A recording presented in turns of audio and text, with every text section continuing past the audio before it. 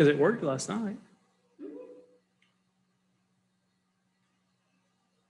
All righty. Sorry we're a couple minutes late getting on today, folks, but welcome back to our second session of our Spring Cooking Swaps series. If you missed our first video or you didn't watch, my name is Kelly Burgess. I'm the Family Consumer Sciences Extension Agent here in Allen County with the University of Kentucky Cooperative Extension Service. And I'm also a registered dietitian. So that means that I love to talk about our favorite foods, how we can make our favorite foods even healthier and more nutritious for us. So as you can probably see, we have some yummy ingredients laid out in front of us today. And we are going to be making a great recipe in a little while called Skillet Lasagna. Now, it smells amazing in here already, so I'm really excited to get started with this.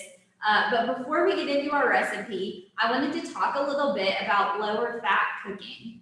So if you were with us for our first session, we talked about being carb smart and how we can make some basic swaps in our cooking and recipes to have more moderate, more healthy levels of carbohydrates in our meals. But today we're talking about lower fat.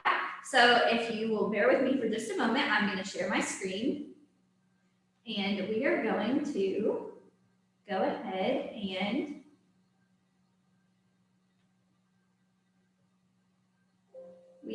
and move into our PowerPoint. So like I said, today we're talking about lower fats. So let's go ahead and get started. Anytime we're talking about fats, I feel like it's really important to lay the foundation from the beginning when we're talking about fats and what that means. So there's really three different types of fats that we consume in our diets on a day-to-day basis.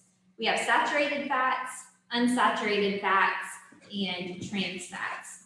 Now, saturated fats come mostly from our animal products. They're things like butter that we think of that are a solid at room temperature. That's a really easy way to identify what a saturated fat is. We also have unsaturated fats. So those are things like oils that tend to be a liquid at room temperature. And they tend to come mostly from plant-based products. So if you think saturated solid animals, unsaturated liquid plants. That's true about 98% of the time. And then our last category is trans fats, which they occur naturally in small levels, but they're largely man-made. So if we think of things like stick margarine or solid margarines, or vegetable shortenings, those are things that are trans fats. And we'll talk a little bit more about why trans fats were created, what their purpose is. But one thing important to know about trans fats is the impact they have on our cholesterol levels. So trans fats, when we eat them, they tend to lower our good cholesterol levels and raise our bad cholesterol levels. So we'll talk more about what that means, but hopefully you're starting to see that maybe trans fats are not the healthiest types of fats that we want to include all the time on a day-to-day basis. Okay, so which fats are good and bad? I kind of started to give a little bit of a hint towards some of these, but our healthier fats are going to be those unsaturated fats. So these are the liquids, the oils, things that are found in nuts and fish, in avocados. So you can see on the slide there's soy, corn, sesame, sunflower oils. We all know extra virgin olive oil for its health benefits. So if you think about your arteries or your veins, they're small tubes that our blood runs throughout our whole body. Now in your arteries, think of the unsaturated fats, the liquid, they can just slide right through because it's a liquid, right? But when we think about saturated fats or solid fats, think about trying to pour a solid fat or a stick of butter through a smaller tube that's your artery. It's not going to work too well, is it? And the reason why we describe it this way is because saturated fats tend to build up inside of our arteries. So they make the space that your blood has to flow through a little bit smaller. It kind of crowds in on both sides, and it makes it more difficult for your blood to flow through.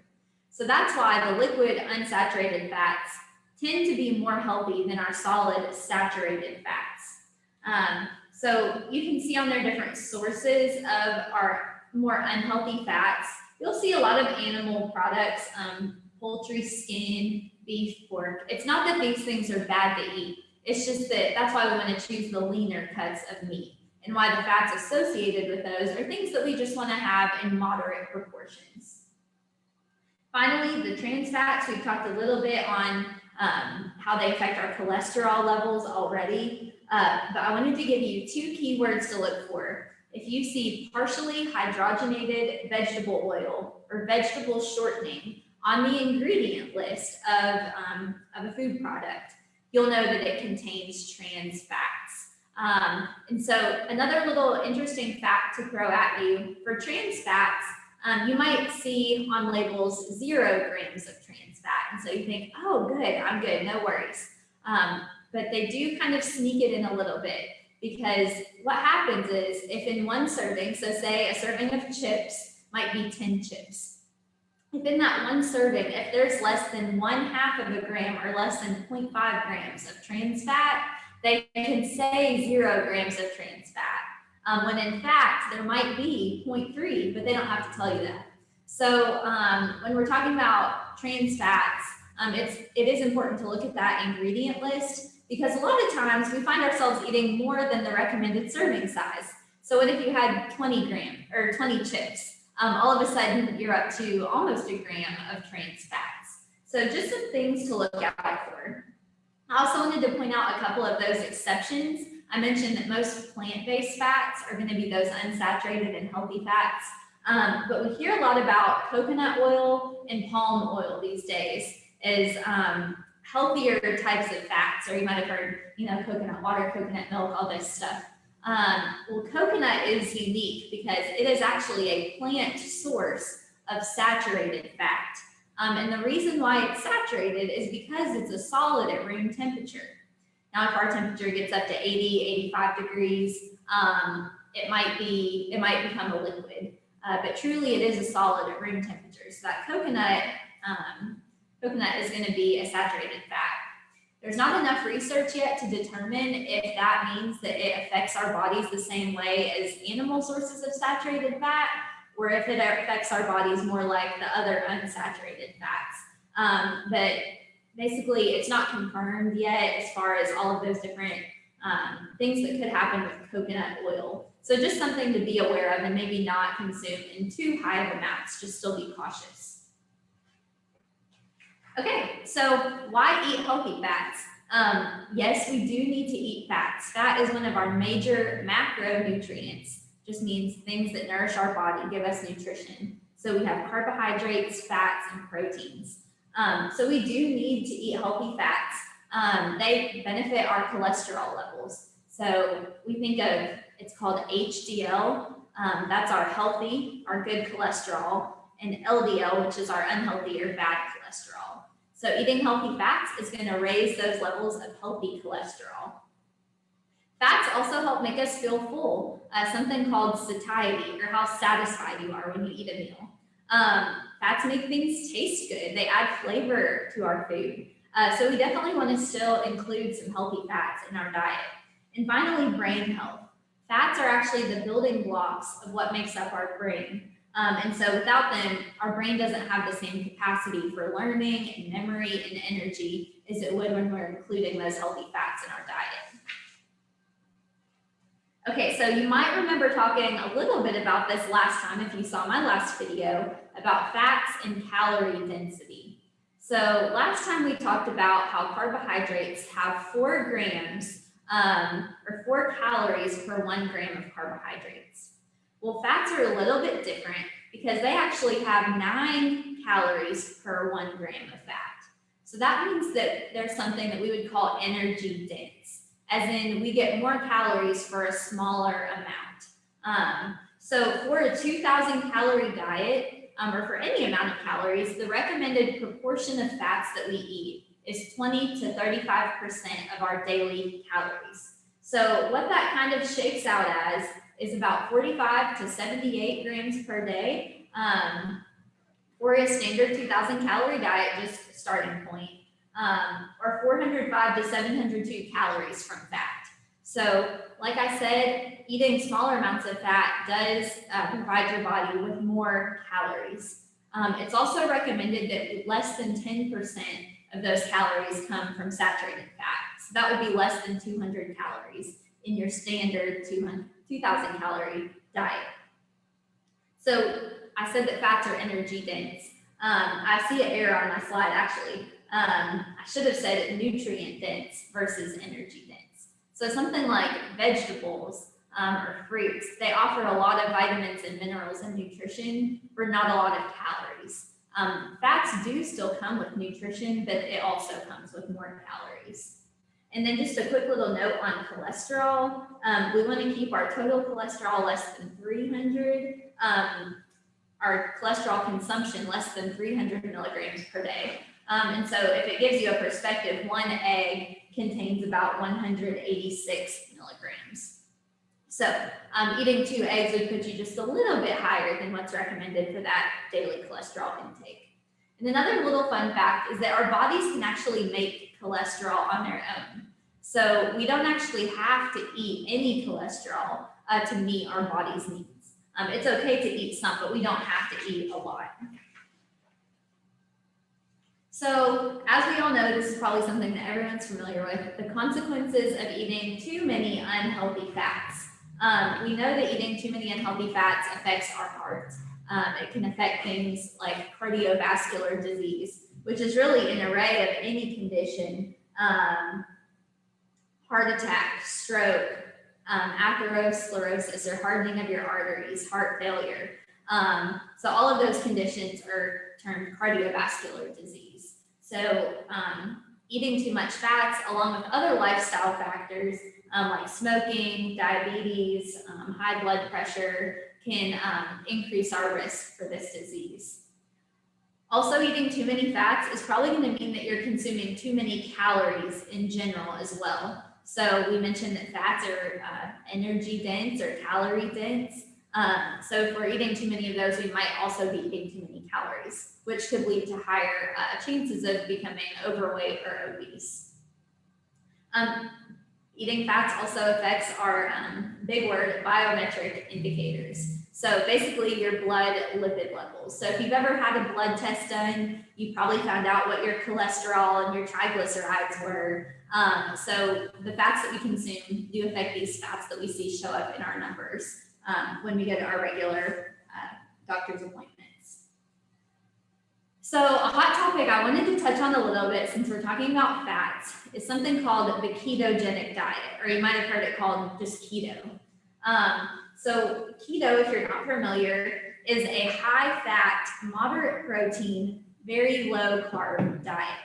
It's something that's pretty trendy right now. You might have heard a lot of people trying it out. There's a lot of things that go along with it, but I wanted to give you a little bit of the background information. So the ketogenic diet was originally created for pediatric or childhood patients who had epilepsy or seizures. So it was found that this ketogenic diet was able to help cease or lower the rate of seizures in these children, patients. So that's what it was originally created for, and it was found to be effective. It was not created as a weight loss method or anything like that. So just a couple things I wanted to point out about it. When we're talking about that low of a level of carbohydrates, it means that we're going to be eliminating some major food groups. Things like whole grains, fruits, starchy vegetables, and dairy, so milk and yogurt. Those things are not going to be something that we can have a lot of on the ketogenic diet.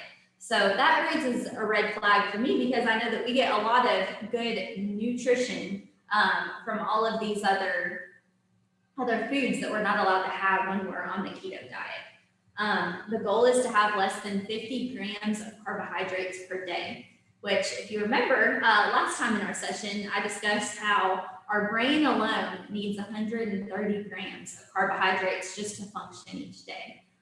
So it's really deficient in that macronutrient.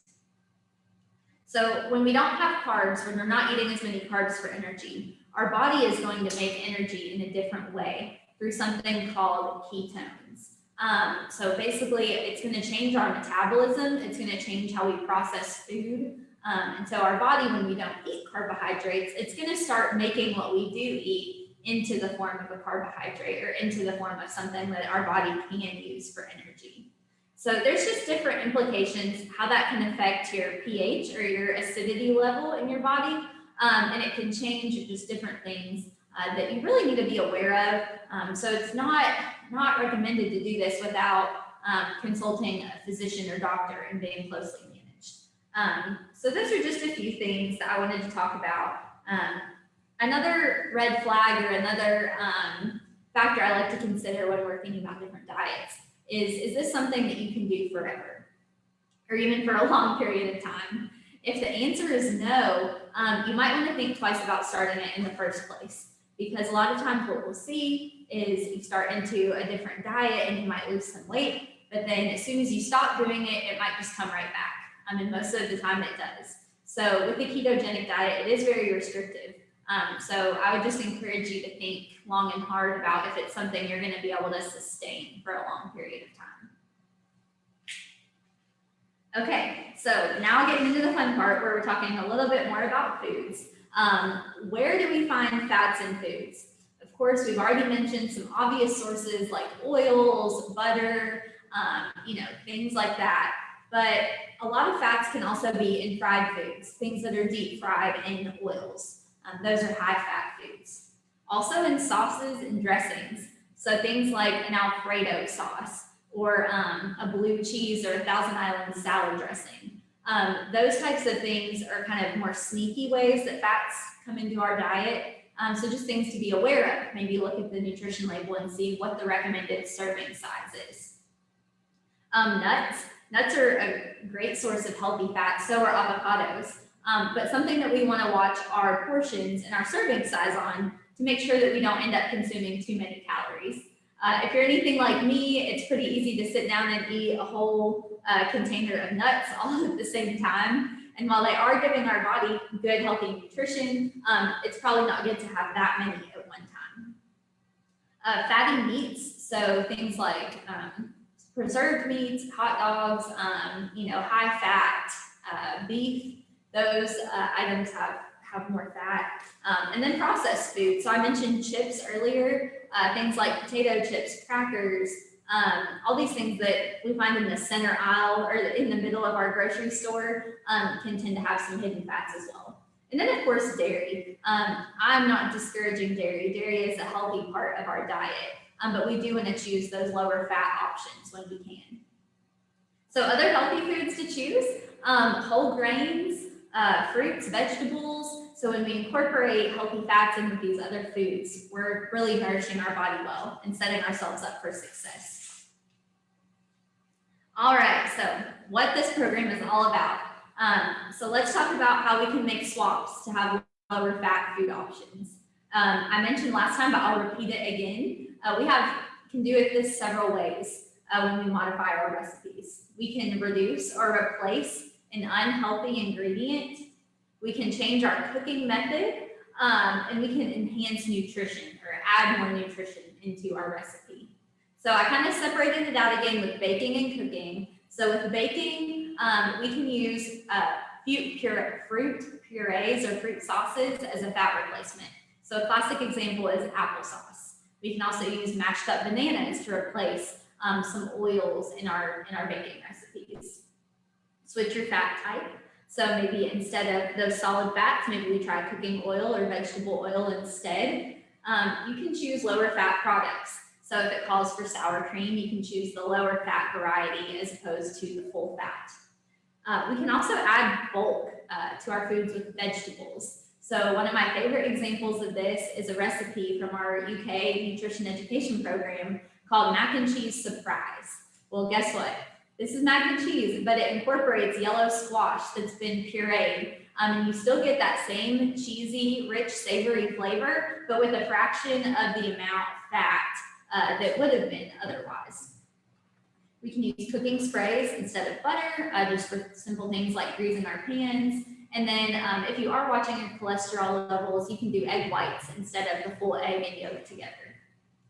To touch on cooking, our leaner meats I mentioned, with ground beef, you can choose the extra lean, the lean, we want to look for that 90-10, 90% lean, 10% fat, or 93-7 if you have that option available.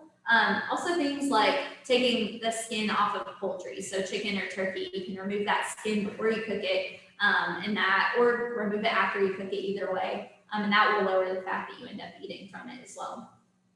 We can change our cooking method. So we mentioned that deep frying is a cooking method that really increases the fat content. So instead we can bake, we can steam, we can grill, we can broil, roast. So all of those dry cooking methods where we're using heat but not submersion in a fat, those are all better options as well. I do want to encourage you to look out for higher sugar. So a lot of products you'll see low fat advertised on a box, but you want to check the sugar levels because a lot of times companies will replace that fat with more sugar. So you might not really be gaining anything by buying a lower fat variety. So just make sure you check the nutrition label to see what you're really getting. Once again, I encourage you to lighten up your dairy choices. So we want to choose those non-fat or low-fat dairy options with milk and yogurt. And then once again, pureed vegetables for thickening. So we can do that as a substitute in sauces and a lot of other different things. And then also the number one, well, not number one, but just a really good swap is that non-fat plain Greek yogurt. You can substitute that for mayonnaise and for sour cream in a lot of different recipes. I like to do one for a ranch dressing where we've substituted the Greek yogurt in a ranch dressing packet and your flavor is just as good. So those are just a few ideas on how to get started swapping out for some lower fat cooking options. So to compare, I like to do this. This is my nerd moment here. To compare our classic lasagna with our skillet lasagna. So today we're making skillet lasagna. So as you can see on the nutrition facts panel, a classic lasagna, I think this might be Paula Deen, I'm not sure, just a general lasagna recipe I looked up, had about 32 grams of total fat, which as you can see is 41% of your daily needs. So most people, if this was at one meal, it's already half of the fat for your whole day. Whereas the skillet lasagna has 14 grams of fat. So that's only 18, I think it's 18%. So you can see by making some simple swaps, we can really adjust what that nutrition looks like, while the rest of it is pretty similar. So these are just a few resources I use, a lot of our UK Extension publications and resources. You can contact me, comment below if you want more information on any of these things or want a copy sent to you. All right, well, that is the conclusion of our presentation. Now for the fun part, we're gonna start making our lasagna. So I'm gonna stop sharing my screen and we should be back to full screen here. All right, so we already have a few things done. A couple steps I've taken in advance is I have already cooked our lasagna noodles. We just followed the package instructions for these. And then I have the rest of my ingredients laid out in front of me. So I've linked the recipe in the description of this video, so you should be able to find it pretty easily. But what we're gonna start out by doing, we are gonna start out by covering the bottom of our pan. We're gonna spray it with a non-stick cooking spray. Just a light coat. I think this is an olive oil spray. Doesn't have to be any certain brand. This is just what I'm using today. And then our recipe goes through exactly what order we're supposed to stack our lasagna in. So this is cool because you never have to turn on your oven. You simply layer everything in the pan, put on the lid, turn it on for 20 minutes on medium to medium low, and you'll have a beautiful lasagna ready. So it's also not a lot of ingredients. As you can see, there's not too many things out. You might even have a lot of this at home already. So our first step is to do half of our 24-ounce jar of pasta sauce in the bottom of our pan. So I'm gonna try and do this without making a mess. If you know me, you know that that's probably not very likely to actually happen. So we are gonna go ahead and put that in there. Wipe off our bowl a little bit. Okay, so we're gonna spread our sauce out over the bottom of our pan.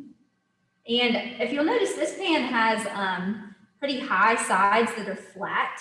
So it's a really good option for this dish, but you can use a curved pan. You might just have a little more trouble getting your noodles to stick in exactly, just so.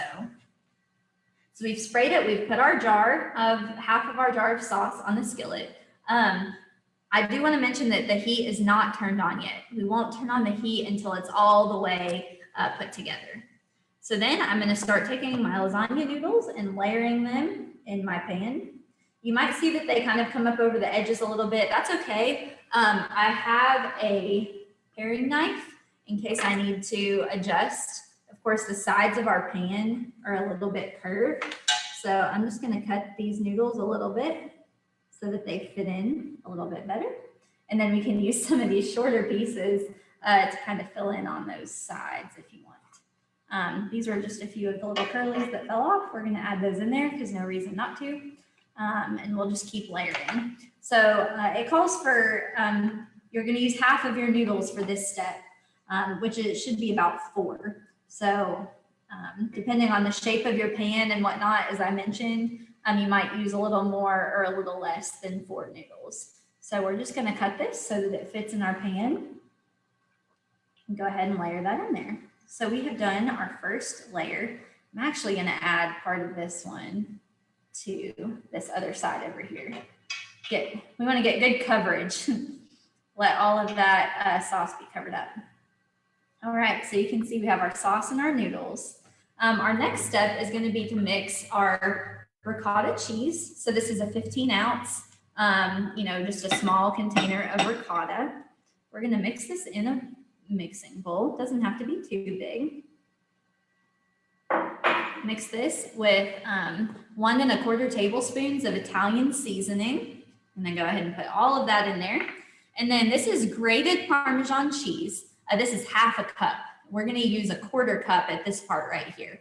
We want to save the other half to put on top. So I'm just going to estimate about half of that, and we'll stir this together. This is going to be our main cheesy filling for our lasagna. Now you might be noticing that something's missing. Usually I like to include meat in my lasagna, ground beef of some sort, maybe that 90-10, that lean ground beef. However, I noticed that this recipe does not call for ground beef. Now, if you want to add that in, I say go right ahead. I'm not going to tell you not to.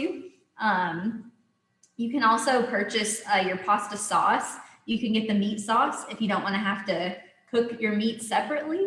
That would be an option for making that a little bit easier on you as well. Okay, so we have our filling mixed up. Next, we're going to be putting this on top of our noodles. So something that I recommend, I learned kind of the hard way when I tried this out at first, was that we want to do it in smaller sections. Don't just put all of it in the one spot because it's going to be more difficult to spread that way. With our sauce being on the bottom of the pan, our noodles tend to slide around a little bit. You can see it's a little bit hard to spread this out. So if you set it on there in smaller pieces to start with, that will make your life a little bit easier when you're trying to spread this topping. I have been known to get my hands involved. Hopefully you washed your hands before you start cooking. So if you need to get a little messy and use your fingers to get it just so, that is totally okay. Doesn't have to be perfect. It's all going to melt down together anyways. So we've pretty much spread this ricotta layer somewhat evenly on our skillet. And next what we're going to do is top it with spinach. You can also use broccoli. This was just a box of frozen spinach is all this was, a 10 ounce box. So we're going to use half of it at this point, and it has been drained. So what I did was I put the block that came from the frozen package in a colander, and just let it sit, let it thaw out. You can defrost it in your microwave if you want. But go ahead and just let that drain to get all that liquid out. We don't want our lasagna to be too soupy, of course. So it's a little hard to spread out this way. That's why I'm just using my hands. This is a pretty kid-friendly recipe too. You might be able to recruit some helpers in the kitchen if you have kids around. So anyways, we just want to spread about half of our spinach over the cheese mixture at this point. You could use, if you had fresh spinach, it is springtime, it's time for spinach to be in season. If you had fresh, you could go ahead and just saute up that spinach so that it was, smaller, so that it's condensed its volume a little bit. You could go ahead and do that and put that in your lasagna as well. You would want to go ahead and cook it though, don't just put it in there raw. All right, another kind of cheese. We have 2 cups of shredded mozzarella cheese. So we're gonna add half of this on top of our spinach in the pan. Starting to look good here. We wanna save the other half for the top of our lasagna. So let's just go ahead and do that. The beauty of this is you can be as precise or as guesstimating as you choose. It does not have to be perfect. This is just, your rough guidelines. You can use your total amount and adjust as you see fit. I'm going to run these noodles the other way just because it's a round pan and I kind of feel like that would help it out as far as the way that it's going to sit in there and be covered. So let's just go ahead and run our next layer of noodles. If you'll notice, this is a slightly different order than we did at first. So we're going to wait and do the rest of the sauce in just a couple minutes. It'll help it, if you think about it, our sauce is going to settle down in over the other layers. So by putting the noodles and then putting the sauce a little bit later, the sauce will drip down through. However, the noodles will not. So I'm going to fill in some of these gaps with our noodle pieces that we've removed. And that's got us pretty well covered as far as this next layer goes in the lasagna. So after we do the noodles, we're going to do the rest of our ricotta cheese mixture. And like I said, I'm going to try and do myself a favor, do it in a little bit smaller amounts so that it's a little easier to spread. This layer is easier than the first in general, just because it's not directly on top of that sauce. That's the only thing that makes it a little bit tricky the first time, especially if you have a rounded pan. It's a little bit hard to spread out, but don't worry about it too much. Like I said, it does not have to be perfect. We're just trying to get a general distribution of our flavors here. And I believe this was partially skim, low-fat ricotta. You can also get the low-fat mozzarella cheese.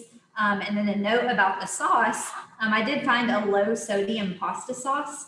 So we talked a lot about heart health today, and using those lower sodium varieties also help us promote heart health. So we can do lower fat, we can have less salt, and that's a great way to modify a traditional recipe to still be something really tasty and enjoyable, but in a healthier way, so that you can eat what you enjoy more often.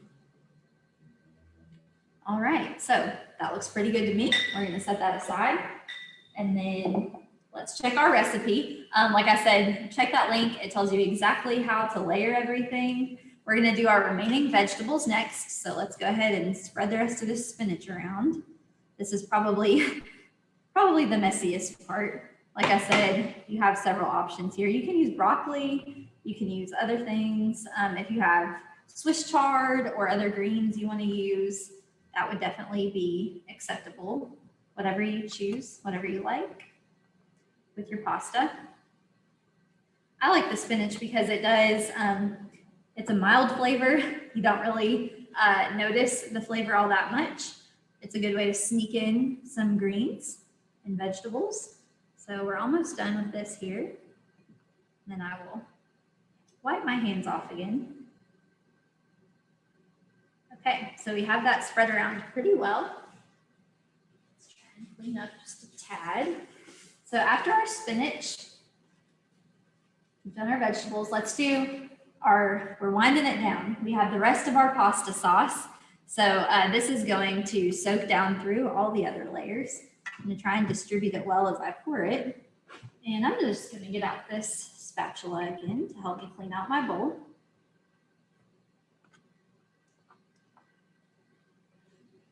All right, and you might need a little help from your spatula once again to kind of spread that around evenly over your whole pan. The wider your pan, the thinner your layers are going to be. So it just kind of depends how you like your lasagna. All right, not half bad. So we're going to finish up with our mozzarella cheese and our Parmesan cheese. So everybody loves the lasagna that has a nice cheesy layer on top. That is what we have known to grow to love and expect. So go ahead and spread the rest of that mozzarella around. If you have a little extra sticking around, feel free to add a little more if you want. And then we'll top it off finally with the rest of our Parmesan cheese. So I'm just going to kind of spread this around so that we get a good solid layer on top. And really the rest is so simple. You're just going to put this on top of your stove. I already have mine on a burner. It's not turned on yet, but we're going to turn the burner on to medium-low heat. So mine has, my burner has 1 through 6, low to high. So I'm going to put this on about 3 or 4. I'm going to do 4 to start out just to get it heated up. And then you can bump it back down if you start to notice it getting too hot. About 20 minutes on there. As soon as you see that cheese melted, you know that your lasagna is ready to go. So hopefully you've learned a little bit about some lower fat cooking methods today. I almost forgot, I wanted to show you. We can have this served with a green salad. And then I'm going to serve out, I have one that I've already made. So let's see if I can get out a piece. Use our spatula. So you can see that cheese is melted. I don't know if you should cut it like a pie or if you should cut it like a lasagna square. A square might have been a better idea, but we've already committed to this. So let's just give it a try. So you can see you have a great piece of lasagna. Those noodles are cooked through. It's ready to enjoy. So like I said, hopefully you've enjoyed this today. We have one more session in our spring cooking swap series, and that one is allergy friendly. So next time, join us in June. We'll be talking about allergy friendly cooking and how you can make swaps to accommodate people who might have different food allergies. Thanks for joining me today, and we hope to see you next time. Once again, let me know if you have any questions. My name is Kelly Burgess, and you can find me at the Allen County Cooperative Extension Service.